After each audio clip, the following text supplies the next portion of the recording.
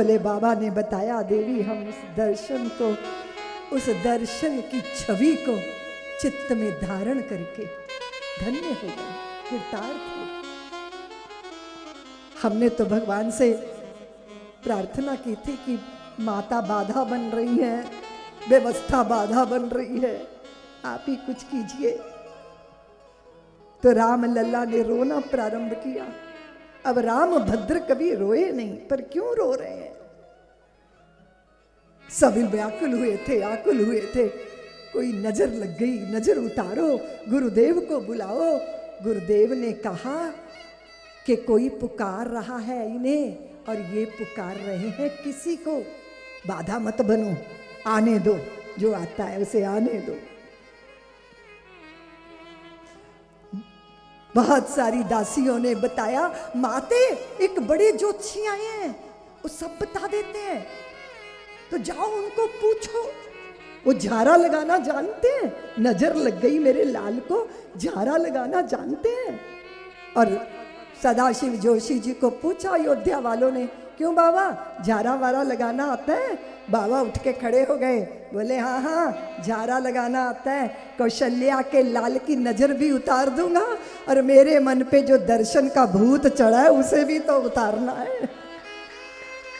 हुआ ये कि जब भोले बाबा और श्री राम भद्र की आंखें चार हुई तो श्री राम भद्र का रोना बंद हो गया और शंकर दादा का रोना प्रारंभ हो गया। देखिए आंसू भी कैसी चीज है ना, कैसी अद्भुत है। शब्द जब छोटे पड़ जाएं, भाव प्रबल हो। शब्द को ब्रह्म कहा है, पर ब्रह्म शब्द की सामर्थ्य नहीं, आनंद को व्यक्त करना अनिर्वचनीय है ये।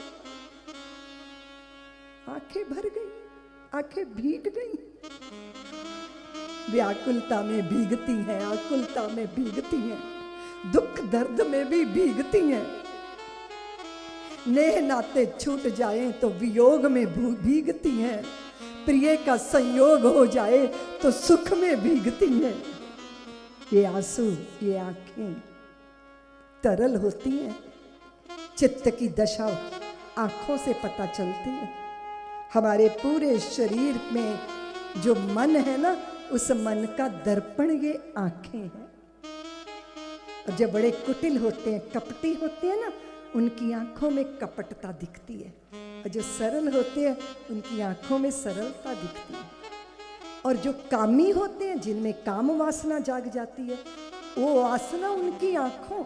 और भारत की देवियां अच्छे से जानती हैं कि कौन कैसे देखता है, उस देखने का भाव कैसा है। उसमें वत्सलता है, उसमें करुणा है, उसमें प्रेम है, सौहार्द है, उसमें निमंत्रण है क्या या उपेक्षा है? ऐसे शब्दों में भी उपेक्षा है। हमने कह तो दिया था कि बैठ जाओ, आए हो तो बैठ जाओ। अब ये कह तो दिया था, फिर भी वो नखरे कर रहे हैं। अरे भाई आपने कह दिया था, पर ये स्वागत नहीं था, ये तो सिर पे पत्थर मारने जैसा था। आए हो तो बैठ जाओ। अरे अच्छा आप आ गए, हम सोच ही रहे थे आपको निमंत्रण नहीं दे पाए, पर अंदर चटपटी लगी थी कि आप आ जाए, आप आ जाए। मेरे बिना निमंत्रण के भी आप आए, ये मेरा सौभाग्य है, ये मेरे प्यार की जीत है, ये मेरे प्रेम की जीत है। शब्द ही तो है। आप बोते हो ना, आप बोते हो भैया। आप अपने लिए हालात और परिस्थितियों को निर्मित करते हो। और ये वाणी और आंखों का पानी याद रखना, ये वाणी और आंखें तोड़ भी देती हैं, और ये वाणी आंखों का पानी जोड़ भी देता है। और उस भावना के साथ जो जीते हैं, तो इसीलिए हम जब देखते हैं भगवान की कथा को श्रवण करते, देखो अपने को खड़ा कर लेना चाहिए वहाँ। गलतियों से जुदा मैं भी नहीं, तू भी नहीं, है ना। दोनों इंसान है, खुदा मैं भी नहीं, तू भी नहीं। मैं तुझे ना मुझे, तूने मुझे इल्जाम दिया, मैंने तुम्हें इल्जाम दिया। मैं तुझे न मुझे इल्जाम देते हैं, मगर अपने अंदर झांकता मैं भी नहीं और तू भी नहीं। उसने कहा कि इनके घर में तो बड़ी शांति है, हमारे घर में तो बहुत क्लेश है। और वो कहती है मुझे ईर्ष्या होती है इनकी शांति देख के। तो वो कहते चोरी चोरी देख लो इनकी शांति का कारण क्या है। तो खिड़की से झांक रहे हैं कि इनकी शांति, इनके सुख, इनके आनंद, इनकी प्रसन्नता, इनके आह्लाद का कारण क्या है। तो देखा खिड़की में से तो पत्नी पोछा दे रही थी आंगन में, बाल्टी में पानी भिगो के निचोड़ के पोछा देती।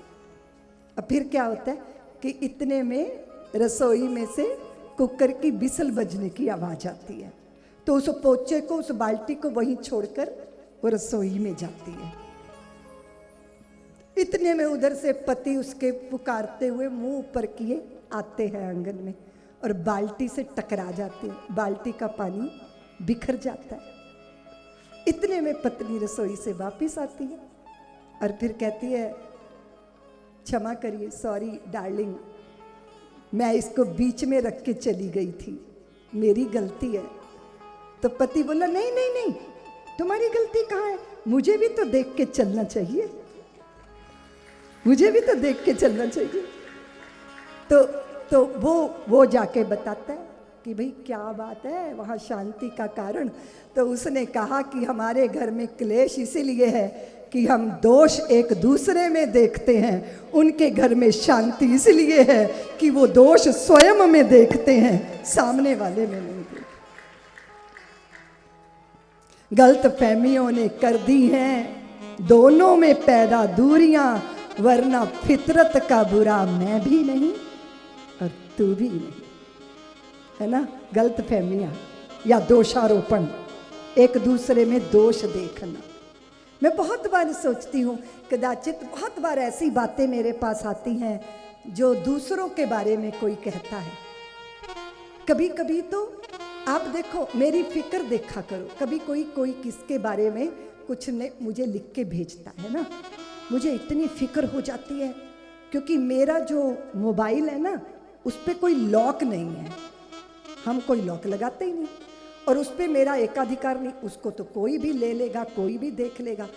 मुझे इतनी फिक्र होती है कि जिसके बारे में कुछ ये लिख के भेज रहे हैं वो ना कहीं देख ले, मैं फटाफट उसको डिलीट करती हूँ। मैं लोगों को कहती हूँ कि जब भी आप किसी के पास बात पहुंचाओ, उसकी अच्छी बात पहुंचाओ, और अगर उसने उसकी तारीफ नहीं की तो झूठी बातें ना करो, पर मौन तो रह सकते हो ना। और मैंने देखा दो बड़ों के बीच में जो दूरियां पैदा करते हैं वो साथ लगे चेले चपाटे और चमचे करते हैं। बुरा मत मानिएंगे, मैं सच कह रही हूं, मैं अनुभव करती हूं इस बात को। दिल करता है सब एकजुट हों, मिलकर रहें, देश को मजबूत करें, संस्था को मजबूत करें, परिवार को मजबूत करें। अभी एक पुत्री इतना रो रही थी, वो बच्ची है कहीं, तो रो रही थी। हमने कहा क्यों रो रही है? सब कुछ ठीक ठाक चल रहा था पति पत्नी के बीच में, लेकिन वो पहुंच गए महाराज श्री, यानी वो सास जी और ससुर जी, और 15 दिन में ही आफत आ गई। तो मैं उसको समझा रही थी कि वो पके पकाए लोग हैं, बुजुर्ग हैं, उनकी आदतें पकी हुई हैं, कुछ निर्देश देते होंगे, कुछ समझाते होंगे, तो तुम इतने बड़े तो नहीं हो गए ना कि बड़ों की बात ना सुनो। इतने बड़े हो गए क्या? इतना अभिमान पाल के बैठोगे तो इतना दुख क्यों है? आपको दुख क्यों होता है? आपके शरीर पे फोड़ा निकला हो, ठीक है, आप चलते हो फिरते हो, लेकिन आप देखोगे कि सारे घर का फर्नीचर, चीजें, वस्तु आपकी फुंसी के पीछे पड़ जाती, वहीं चोट लगती है, वहीं चोट लगती है। आप कहते हो कि सारा घर मेरे फोड़े के पीछे पड़ गया, वहीं चोट लगती है। वहीं चोट नहीं लगती, चोट तो बहुत बार लगती होगी, पर फोड़ा निकला है इसलिए चोट महसूस होती है ना। ये जो जरा सी बात पे दिल पे चोट लगती है ना, बुरा मत मानिएगा, अहंकार का फोड़ा मवाद से भरा पड़ा है, इसलिए जरा सी बात पे वहां चोट लग जाती है और अंदर हम तिल मिला जाते हैं। इसलिए प्रयास करना चाहिए कि इतना अभिमान ना पालें हम, इतनी अपनी श्रेष्ठता ना निश्चित करें हम कि हमें किसी दूसरे की ना श्रेष्ठता दिखे, ना समर्पण दिखे, ना त्याग दिखे। ये सब सीखने की बात है, इसको अंतर मन में अनुभव करना चाहिए। वो पीछे पड़ गई अपने पिता के एक पुत्री, पिता उसका वैद्य था, बोले आपने मेरा ब्याह किया ना सुखी होने के लिए, मैं तो दुखी हूं, मेरे को तो आपने दुख में धकेल दिया।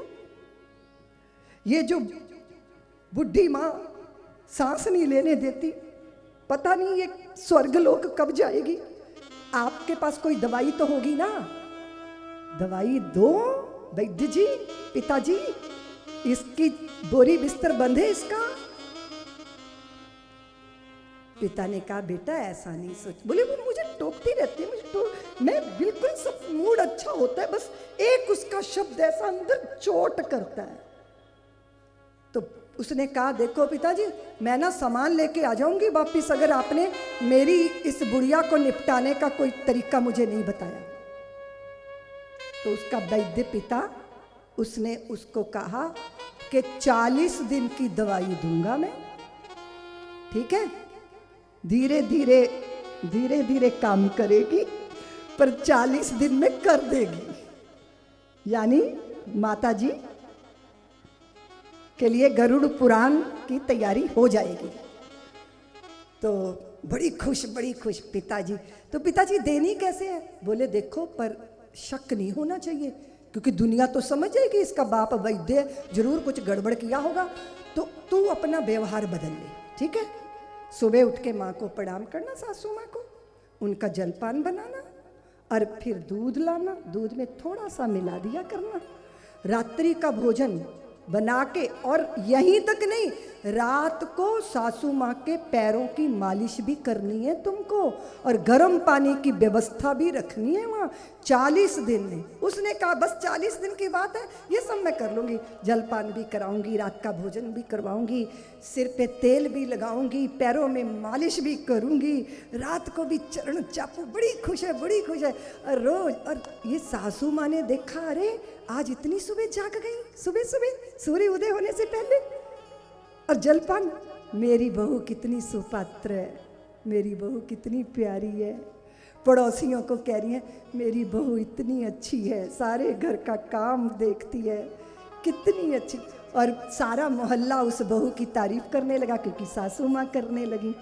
अब इसको अच्छा लगने लगा कि सासू माँ तो बड़ी अच्छी है, मैं तो सोच रही थी बेकार है, मेरे पीछे पड़ी रहती है, इनके पास तो बहुत प्यारा हृदय है। लेकिन ये सब समझ में तब आया जब 35 दिन वो दवाई खिला चुकी थी मारने वाली। अब इसको लगी चटपटी कि अब तो 5 दिन बाद निपट जाएगी मेरी सासू माँ। इतना लाड, इतना प्यार, माथे पे हाथ रखना, मेरा माथा चूम लेना, मुझे दिल से लगा लेना, ये सब कौन करेगा। उसने रो के बुरा हाल कर दिया। अपने पिताजी के घर गई और बहुत रोई। बोले पिताजी बहुत बड़ी गलती हो गई, बहुत बड़ी, मैं नहीं चाहती मेरी सासू माँ को कुछ हो, वो तो मेरी माँ से भी बढ़कर है, उसने मुझे इतना वात्सल्य दिया, इतना आनंद दिया। अब क्या करोगे, अब मेरी माँ को कैसे बचाओगे, अब मेरी सासू माँ कैसे बचेगी। तो पिता मुस्कुरा के बोले कि बेटा मैंने कोई जहर वहर नहीं दिया था, मैंने तो ऐसी पुड़िया दी थी कि तेरी सासू माँ युगों युगों तक जिएगी, उसके शरीर के पोषण की व्यवस्था की थी। मैं तेरा हृदय बदलना चाहता था पुत्री, मैं ये कहना चाहता था कि अगर कहीं से कुछ पाना चाहते हो तो पहले इन्वेस्टमेंट करनी पड़ती है, प्यार को पहले देना पड़ता है, सम्मान दोगे तो सम्मान मिलेगा। उसने अपने पिता के पैर पकड़ लिए, पिताजी आपने मेरी जिंदगी बदल दी। तो पिता ने कहा पुत्र मैंने तेरी जिंदगी नहीं बदली, मैंने तो तेरी दृष्टि बदल दी, तेरा नजरिया बदल दी। सुन रहे हो जी? सुन रहे हो? सुन रहे हो ना?